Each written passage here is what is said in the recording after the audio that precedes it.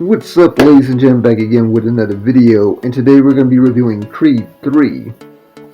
Creed 3 stars, what should I call it, Michael B. Jordan, Jonathan Majors, and Tessa Thompson. Now this takes place sometime after Creed 2. Creed, Adonis Creed, he now has a family, he now has like a kid. And she's like deaf, so she like does sign language.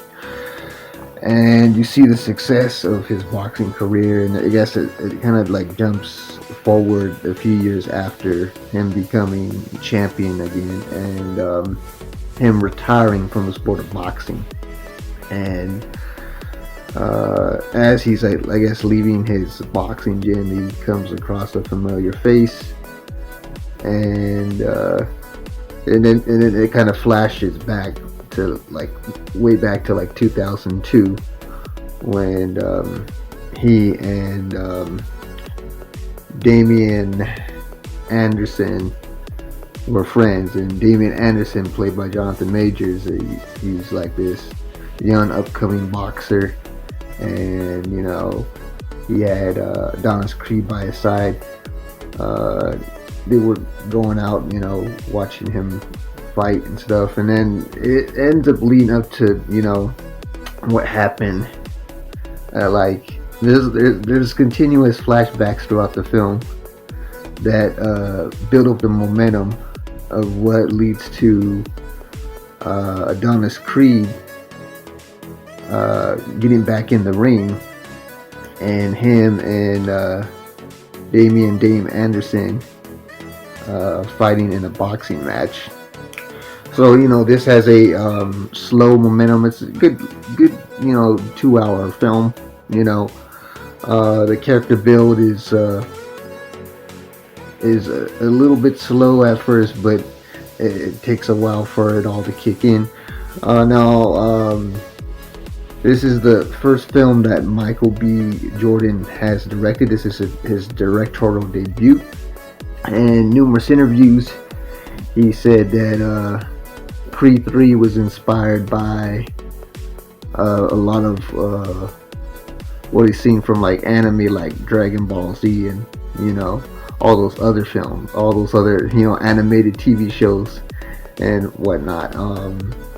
And you see that a lot in the boxing choreography once they finally get in the ring and they test each other's skills out, you know. But no, there's a slow build up with his childhood friend Damian Anderson and Adonis Creed, and then it kind of like flipped the switch, you know, and then you see like, okay, this was the whole plan all along, you know, and then that's what leads to both of them training for the big fight for the, you know, the world championship. And by the way the film plays through, it looks like there is room for another sequel somewhere down the line. I know somewhere Michael B. Jordan has said that he wants to expand the Creed universe with more sequels and spin-offs, etc., etc. So I highly doubt that Creed 3 is going to be the last one in the series. We're probably going to get like a Creed 4, 5, and 6, much like how we did with the Rocky franchise under Sylvester Stallone. Now, speaking of Stallone, Stallone did not appear in this film, not due to Michael B. Jordan, but due to the producers themselves that own, I guess, like the Rocky franchise.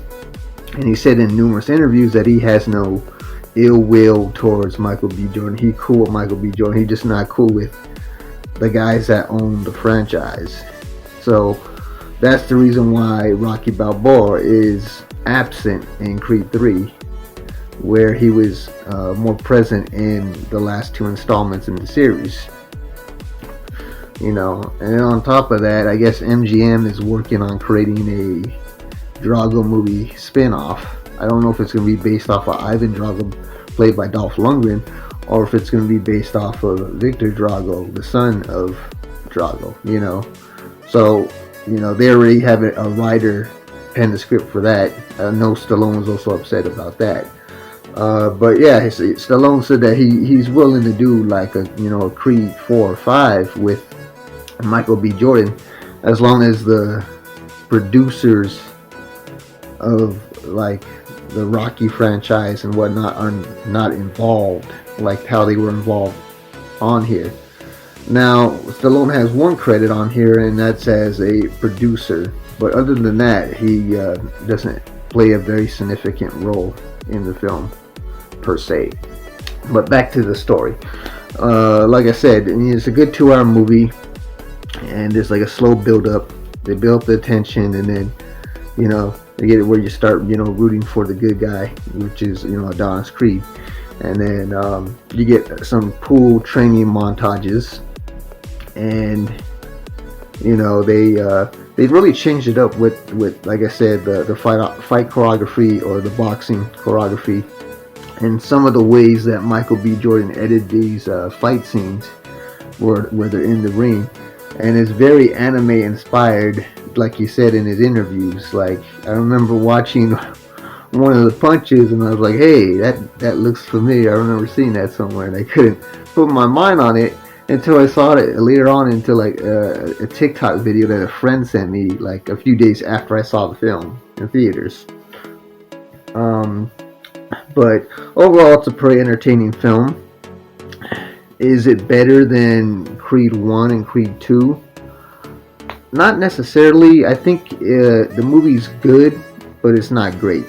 But this is not bad for Michael B. Jordan's directorial debut, you know. So we'll see what happens moving forward with the Creed franchise. Who knows? He might end up directing, you know, Creed 4 and Creed 5 as well. You know, just like Stallone directed some of the Rocky films and whatnot. But I give it a, you know, I guess I have a rating. I'd probably give it like a 4 out of 5 on the Richter scale. And if you haven't seen it, you know, give it a watch, you know. If you're like me, you're gonna probably collect it out on physical media once they give it like a DVD or Blu-ray release. But other than that, that is my review for Creed 3. And if you want to see more content like this, make sure to like, share, comment, and subscribe. And I will see you around for the next video. Have a great day now. Peace.